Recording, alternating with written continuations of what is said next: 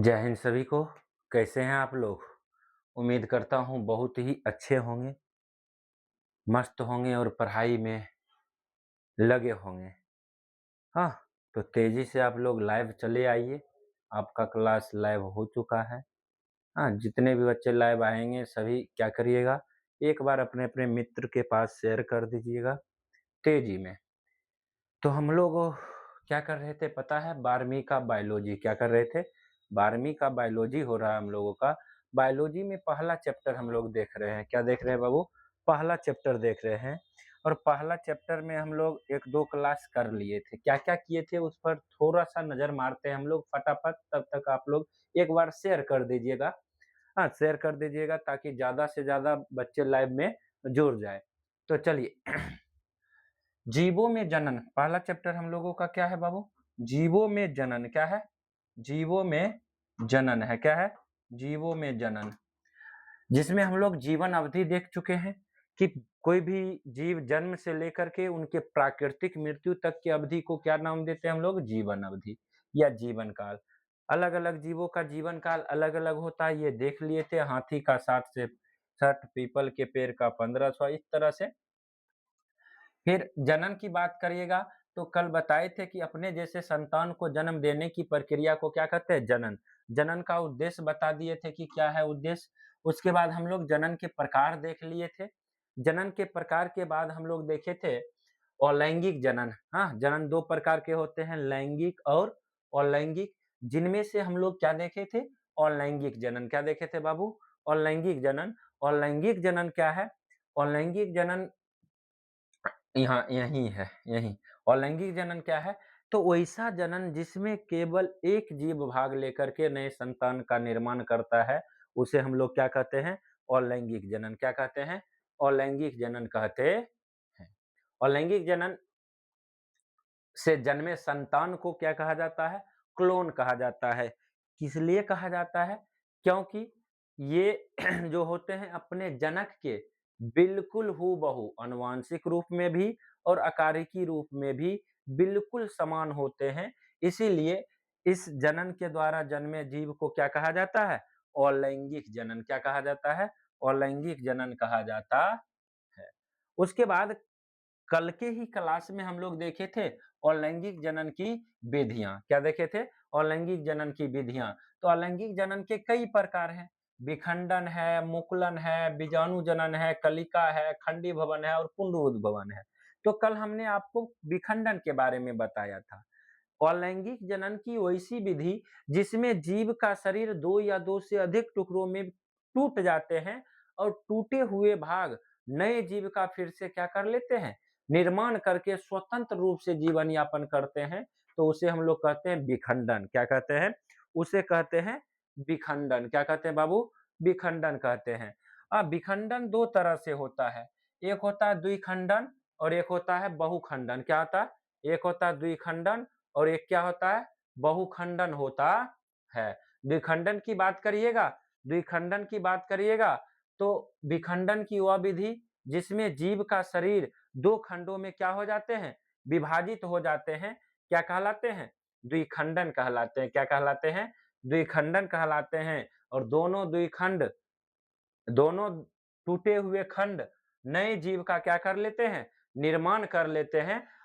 उसके बाद इसका उदाहरण अमीबा, यूग्लिना ये हो गया था। फिर बताए थे बहुखंडन। बहुखंडन बता दिए थे जिसमें 2 से अधिक टुकड़ों में चल जाएँगे, बहुखंडन हो जाएगा। फिर मुकुलन बताए थे। मुकुलन में जीव शरीर के ऊपर एक बल्ब जैसी रचना आती है जिसे मुकुल कहते हैं। वही बल्ब जैसी रचना क्या हो जाते हैं? बड़े हो जाते हैं और बड़े होकर के अपने जनक से क्या हो जाते हैं? अलग हो जाते हैं, जिसे हम लोग क्या कहते हैं? जिसे कहते हैं इस विधि को मुकुलन कहा जाता है। क्या कहा जाता है? मुकुलन कहा जाता है। क्या कहा जाता है? मुकुलन कहा जाता है और उसके आगे आज हम लोगों को चलना है।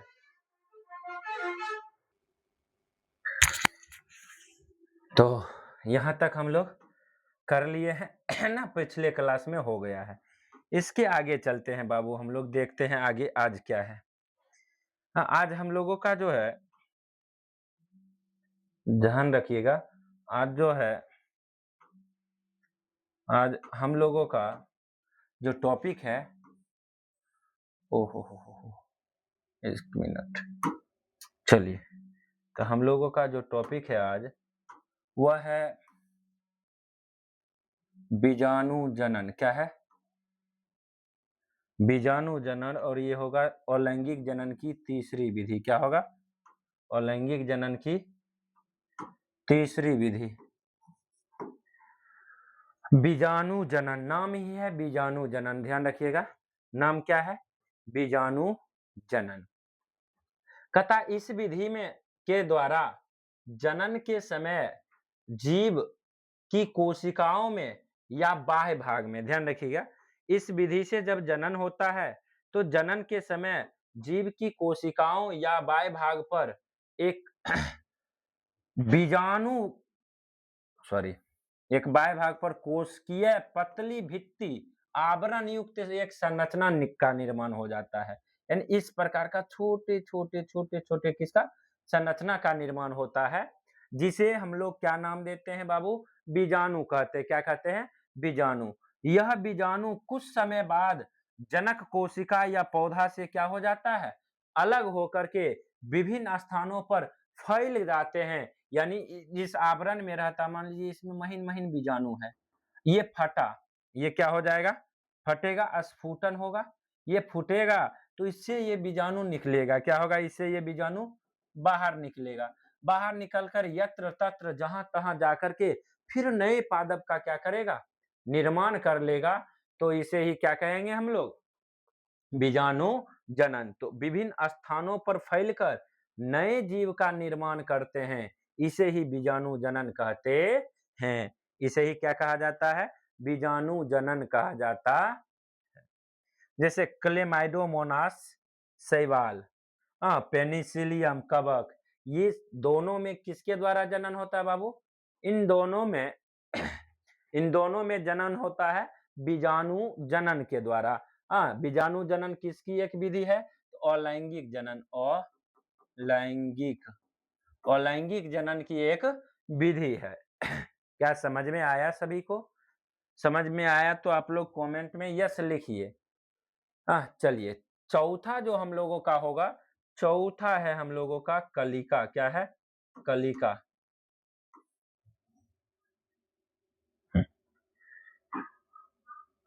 चौथा हम लोगों का क्या है बाबू? कलिका। कलिका क्या होता है? तो जैसे पत्ते, मान लीजिए, ओहो हो, ये मान लीजिए पत्ते हैं, पत्ते के ऊपर महीन महीन इस तरह का संरचना आ जाएगा, इसको कहते हैं कलिका।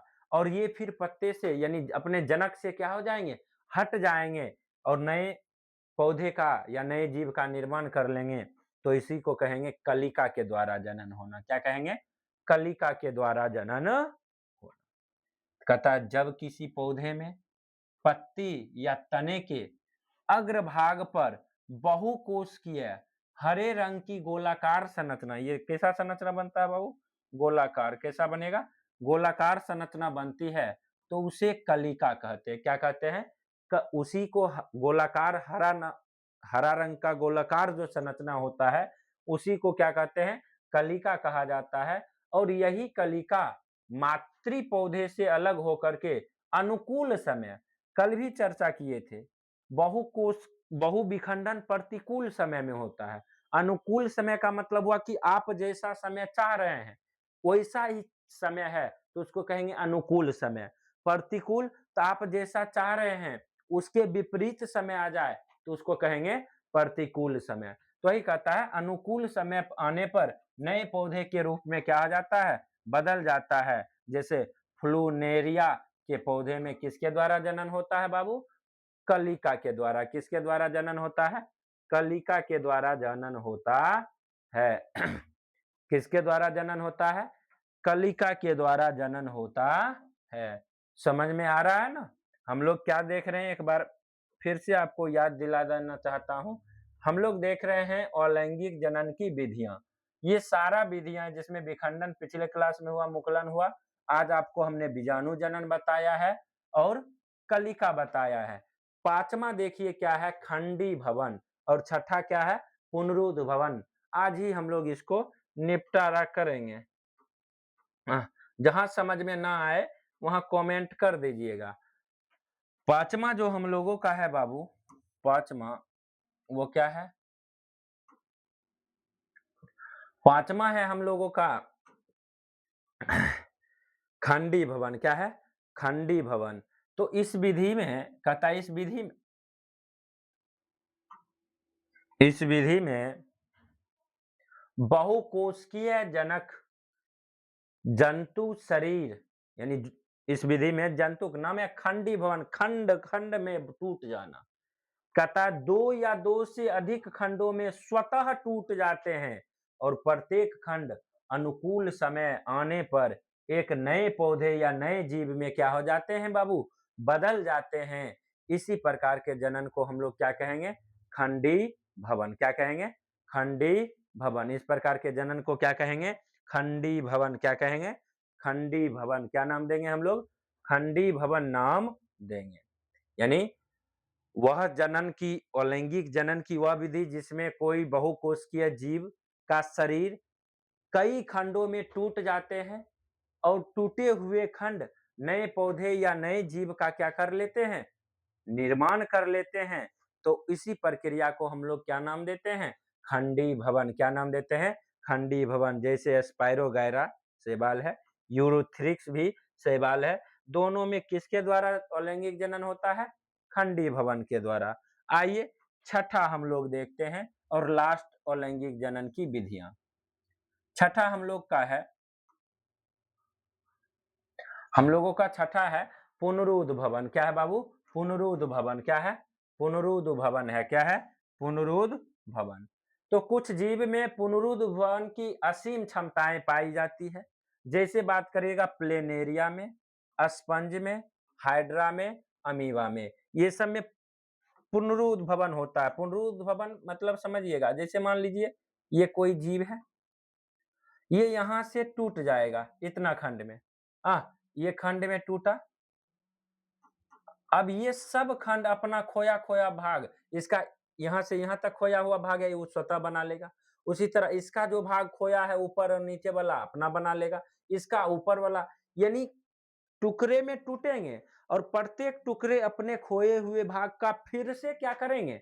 निर्माण कर लेंगे। तो इसी प्रक्रिया को क्या नाम दिया गया है? पुनरुद्ध भवन। यानी फिर से उद्भव कर लेना, यानी टूटा और बचे हुए भाग का अपने आप क्या कर लेना? निर्माण कर लेना, पुनरुद्ध भवन कहलाता है। कहते यदि इन जीवों का शरीर कई टुकड़ों में विभाजित कर दिया जाए और वे प्रत्येक टुकड़े जिसमें केंद्रक का अंश उपस्थित होता है, केंद्रक का क्या होना चाहिए? अंश उपस्थित होना चाहिए, वे टुकड़े पुनः विभाजन द्वारा पूर्ण शरीर, पूर्ण मतलब पूरा शरीर का क्या करता है? निर्माण कर सकते हैं। इसी प्रक्रिया को हम लोग नाम देते हैं बाबू पुनरुद्ध भवन। क्या नाम देते हैं? पुनरुद्ध भवन नाम देते हैं। क्या नाम देते हैं? पुनरुद्ध भवन नाम देते हैं। आई होप सभी को समझ में आ गया होगा। तो इस तरह से अलैंगिक जनन की तमाम प्रकार की जो विधियां थी वो क्या हो जाती है?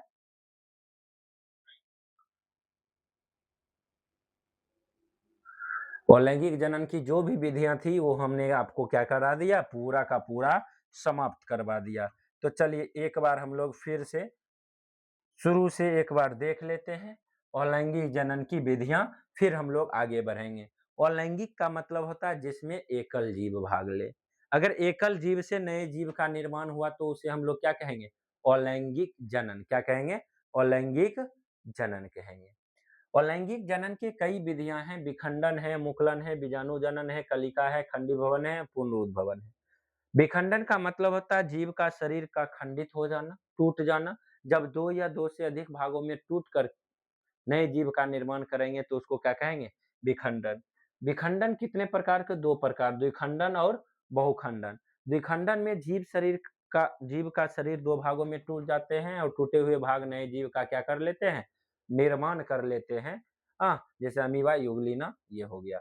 आगे बढ़िएगा। बहुखंडन, इसका अर्थ ही हुआ कि विखंडन की वह विधि जिसमें जीव का शरीर कई टुकड़ों में टूट जाते हैं, टूटे हुए भाग नए जीव का क्या करता है?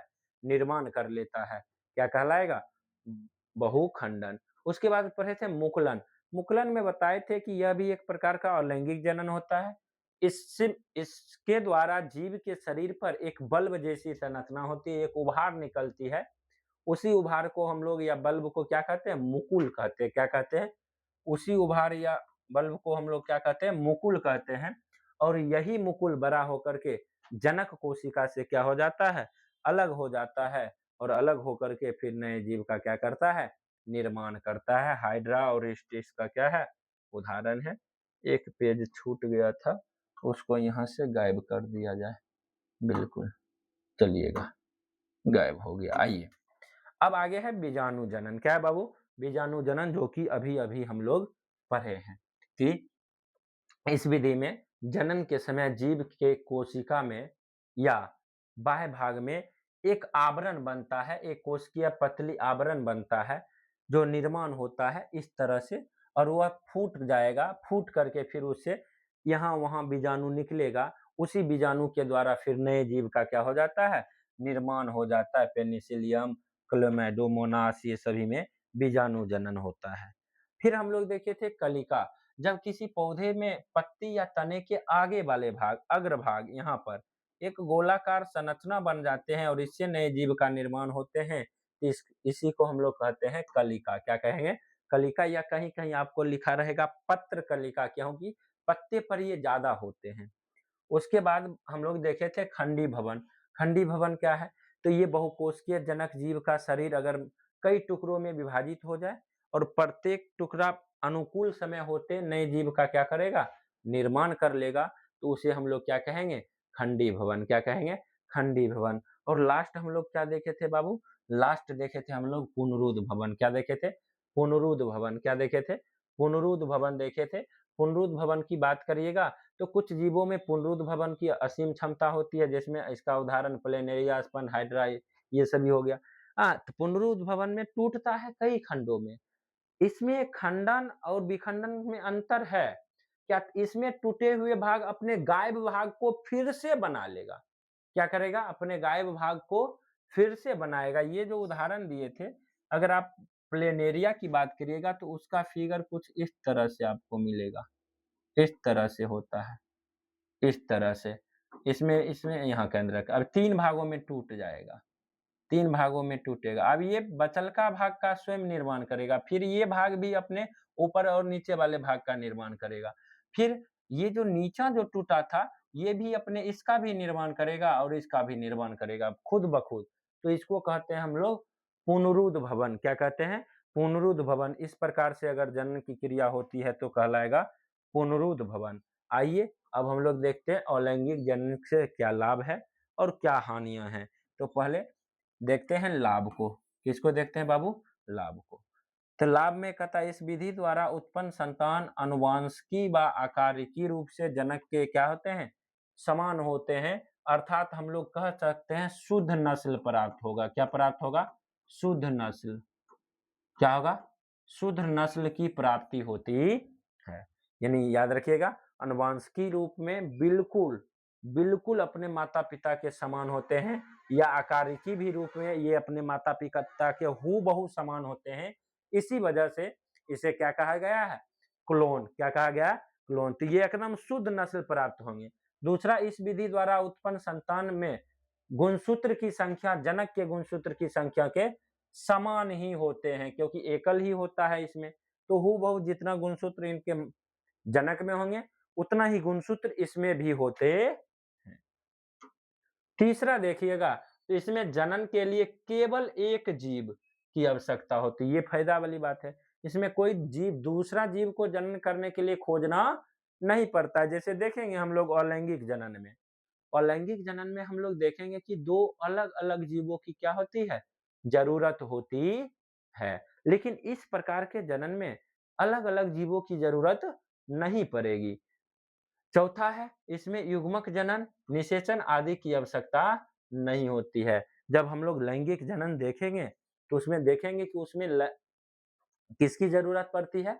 उसमें अलग-अलग जीवों की जरूरत पड़ती है और अलग-अलग जीव अपने-अपने युग्मक बनाते हैं। नर में नर युग्मक, मादा में मादा युग्मक बनता है। दोनों जब एक साथ मिलते हैं तो उस क्रिया को कहा जाता है निषेचन।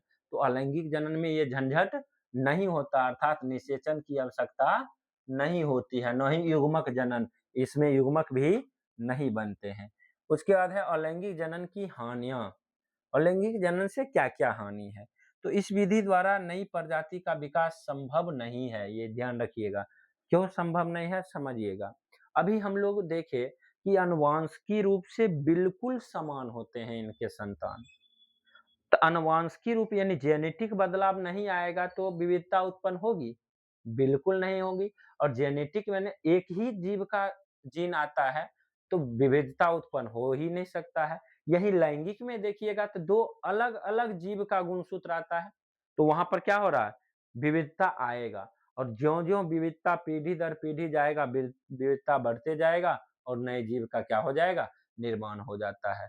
तो इस विधि से एक हानि ये है, इससे नए जीव का विकास नहीं हो सकता है।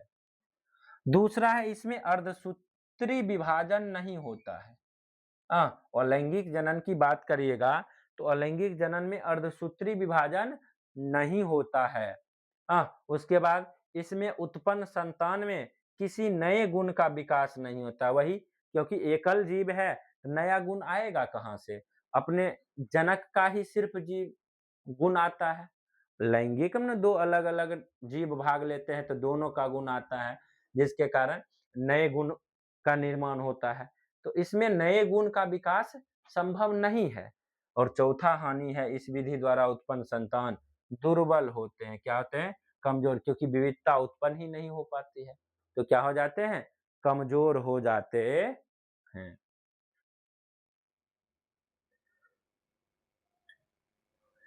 क्या हो जाते हैं? कमजोर हो जाते हैं। तो बताइएगा, कहीं से किसी को कोई भी दिक्कत कोई भी पॉइंट में? अभी तक हम लोग जो भी क्लास किए हैं, कहीं से कोई दिक्कत है बाबू?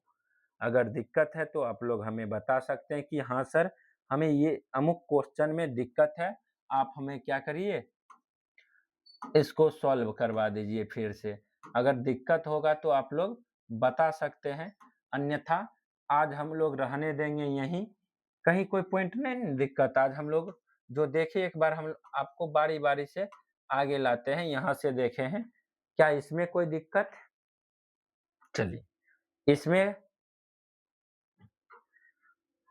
खंडी भवन में, पुनरुद्ध भवन में या लैंगिक जनन में या लैंगिक जनन में?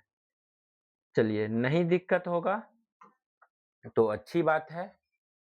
ध्यान रखिए कि ये जो चैनल आपके लिए है, पूरा फाउंडेशन बैच लाया है, कोई बिना चार्ज का, कहीं से कोई इधर-उधर की बात नहीं, 2D फैक्ट, सिर्फ पढ़ाई की बात की जाएगी, आपके हित को मद्देनजर रखते हुए। तो अगर आप लोगों को ये वीडियो अच्छा लगता हो, बेहतर लगता हो, तो आप लोग अपने मित्र के पास क्या कर सकते हैं? शेयर करिएगा और लाइक ज़रूर करिएगा। और चैनल को सपोर्ट करिएगा।